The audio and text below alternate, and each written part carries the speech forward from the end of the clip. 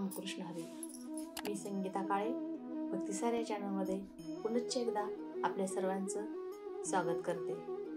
आज आपण सार्थ श्री ज्ञानेश्वरी अध्याय 6 ध्यान योग मराठी अनुवाद संक्षिप्त स्वरूपात पाहणार आहोत. भगवान श्रीकृष्ण अर्जुनास म्हणतात, योगी आणि संन्यासी हे एकच आहेत, मात्र त्यांच्या नावामध्ये तेवढं भिन्नत्व आहे. ज्याप्रमाणे पाणी एकच आहे, परंतु ते वेगवेगळ्या पात्रामध्ये भरले असता त्याचा आकार वेगवेगळा दिसतो, त्याचप्रमाणे ब्रह्मदृष्टीने पाहिले असता योगी आणि संन्यासी एकच आहेत.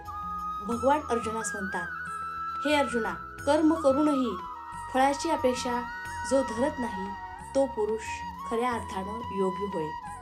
ज्याप्रमाणे पृथ्वी सहजच वेगवेगळ्या वृक्षांची उत्पत्ती करते, त्या वृक्षांचे पालन पोषण करते, मात्र कुठल्याही प्रकारच्या फळाची अपेक्षा धरत नाही, त्याचप्रमाणे जी व्यक्ती कर्म करूनही कुठल्याही प्रकारची फळाची अपेक्षा करत नाही तीच व्यक्ती खरी योगी आणि संन्यासी होय. अर्जुन श्रीकृष्णास म्हणतो, हे देवा, ह्या योग्यास अशी अवस्था कोण बरे प्राप्त करून देतो? त्यावर भगवान श्रीकृष्ण हसतात आणि म्हणतात, हे पार्था, जो पुरुष श्रीगुरूंच्या चरणावरती लीन होतो आणि त्याची मनापासून भक्ती करतो आणि त्यांनी दिलेल्या उपदेशावर रूढ होतो, त्या व्यक्तीच्या मनातील राग, लोभ, मद, मोह, मत्सर हे षड्विकार दूर होतात आणि त्याचे अंतःकरण शुद्ध होते.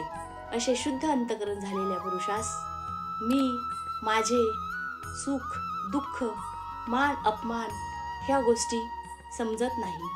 अर्थातच ही व्यक्ती देहधारी असूनही ब्रह्मरूप असते आणि हीच खरी जीवनाची मुक्ती होय.